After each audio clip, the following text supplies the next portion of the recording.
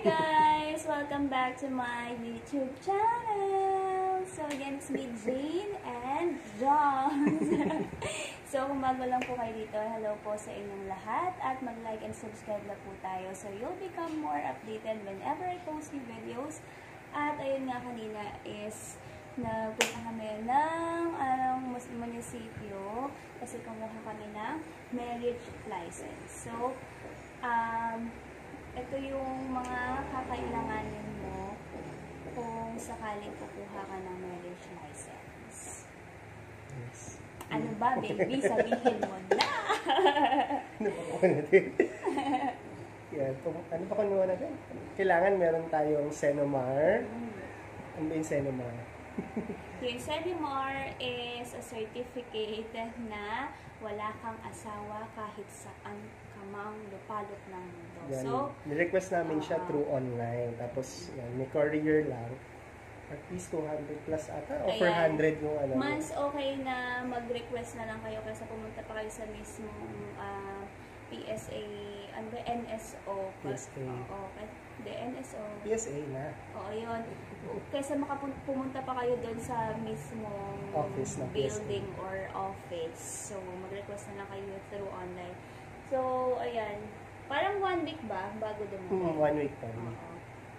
Madali lang naman mag-request online. Then, kailangan ng, kung wala kayong birth certificate, isabay nyo na doon sa request ng Senomar. Birth certificate number 2. Yan. Photocopy nyo na kasi doon sa, sa munisipyo. Kasi na nag-photocopy pero may photocopy kami. Just in case na yung munisipyo nyo walang photocopy, at least may photocopy na kayo. And then, kumuha tayo ng sedula, no? Kasi according to sa website, kailangan ng sedula pero di naman namin nagamit. Pero ang re-require sa amin is valid ID. So, kasi iba guys, iba-iba yung mga requirements na hinihingi ng kada munisipyo kung saan kayo magpapakasal ng partner mo. So, ito yung mga pinaka-basic requirement. So, yung sedula, hindi ko alam kung sa ibang municipal hall is nire-require nila yung sedula. Pero, in our case, meron kaming sedula pero hindi na siya okay? Senomar, sedula, birth certificate. And the application form, actually, dinownload namin siya.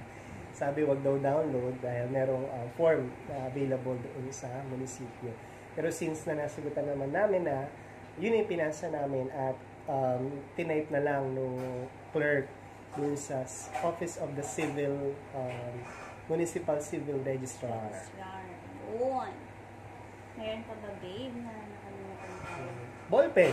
Ayan. Mas maganda, ready na kayo bago kayo pumunta dun sa local civil registrar, sa munisipyo ninyo, para, of course, maiwasan na kasi nga diba pandemic, COVID, iwasan mga hawaan, hilangan ng ballpen. So, mas maganda, prepare mo na lahat ng mga documents mo. Even yung, yung application form, dinownload namin siya, kahit hindi siya yung talagang kukunin, at least ready na, hindi pupunta kami doon na kami magsusulat. Kaya mas napabilis yung proseso namin. Yun. At, ano pa ba, Bin?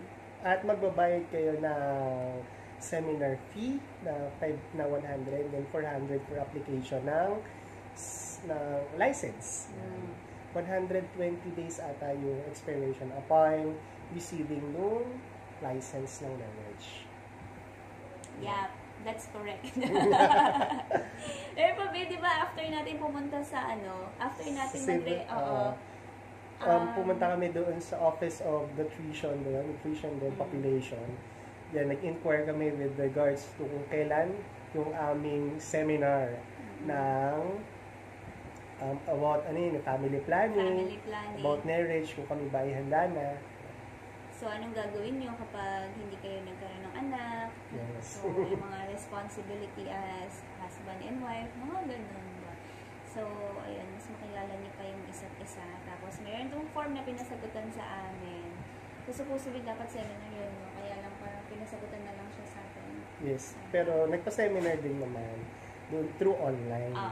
The next day, yung seminar. Actually, tuwing Thursday, merong sa Bulacan. Tuwing Thursday yung kanilang seminar. So, ayan, pinag-compare namin yung mga sagot namin. Nakakatawa lang. So, enjoy lang yung pagkuha ng marriage license.